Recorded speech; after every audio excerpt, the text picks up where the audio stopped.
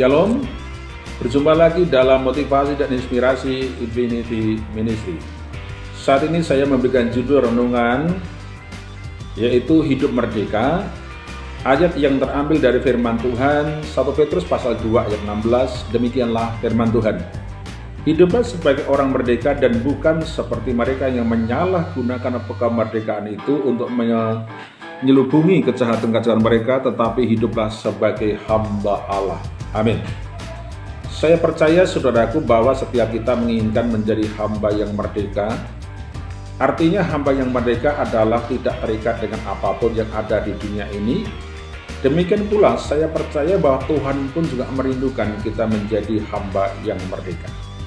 Ada 3 hal yang saya sampaikan saat ini. Yang pertama adalah hidup sebagai orang merdeka.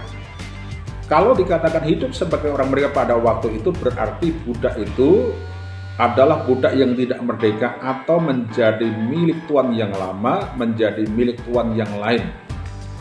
Sejak dia ditebus oleh seorang tuan yang murah hati, dibeli dengan harga yang lunas, maka sejak itu pula maka dia menjadi budak yang merdeka, bukan milik yang lain, tuan yang lain. Demikian hidup saya dan saudara. Sejak kita ditebus oleh darah Yesus Kristus, maka hidup kita adalah milik Tuhan, dan kita pun juga tidak hidup milik kita sendiri atau hidup semau-maunya. Nah, yang berikutnya saudaraku yang diberkati oleh Tuhan, yang kedua adalah jangan salah gunakan kemerdekaan yang kita alami untuk berbuat salah. Jangan salah gunakan kemerdekaan yang Tuhan beri untuk berbuat kejahatan.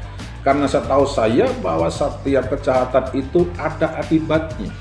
Dan pada waktu itu setiap budak itu harus menjaga nama baik tuannya, harus menjaga nama baik siapa yang dia layani, kemana dia mengabdi, kepada siapa dia mengabdi. Dengan demikian maka tuan itu akan percaya kepada budak itu sehingga dia dipercayakan tentang banyak hal. Dan saya kalau punya istilah itu menjadi budak kebanggaan bagi tuannya.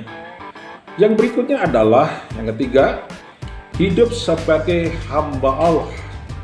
Saudaraku yang diberkati oleh Tuhan Yesus Kristus, hidup sebagai hamba Allah terjadi yaitu menyadari sepenuhnya bahwa hidupnya bukan miliknya lagi, hidupnya bukan milik tuan yang lama, tetapi hidupnya milik Allah. Dengan demikian, dengan sukacita, dengan tulus ikhlas, justru malah dia mengabdi sebagai hamba kepada Allah. Saudaraku yang diberkati oleh Tuhan Yesus Kristus, hidup sebagai hamba Allah terjadi yaitu menyadari sepenuhnya bahwa hidupnya bukan miliknya lagi, hidupnya bukan milik tuan yang lama, tetapi hidupnya milik Allah. Dengan demikian, dengan sukacita, dengan tulus ikhlas, justru malah dia mengabdi sebagai hamba kepada Allah. Dan menghamba kepada Allah adalah sebuah kebanggaan bagi seorang daulat, seorang hamba. Saya percaya saudaraku yang diberkati Tuhan, semakin tinggi posisi seorang tuan, semakin masyhur, maka hamba-hamba itu bangga mengabdi di tempat itu. Dan yang berikutnya adalah dia mengenal Tuhan atau mengenal Tuhan pemiliknya yang telah membebaskannya, sehingga dia pun juga menghargai anugerah atau menghargai kesempatan yang diberikan sehingga budak itu bebas dan dia mengabdi sepenuh hati dengan rasa kebanggaan kepada tuannya.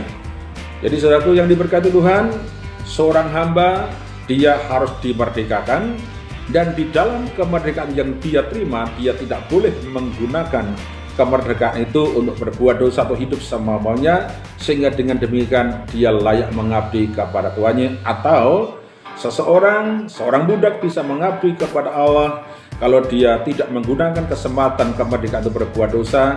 Dan yang berikutnya adalah dia pun juga menjadi hamba yang sudah dimerdekakan. Tuhan memberkati kita semuanya. Shalom.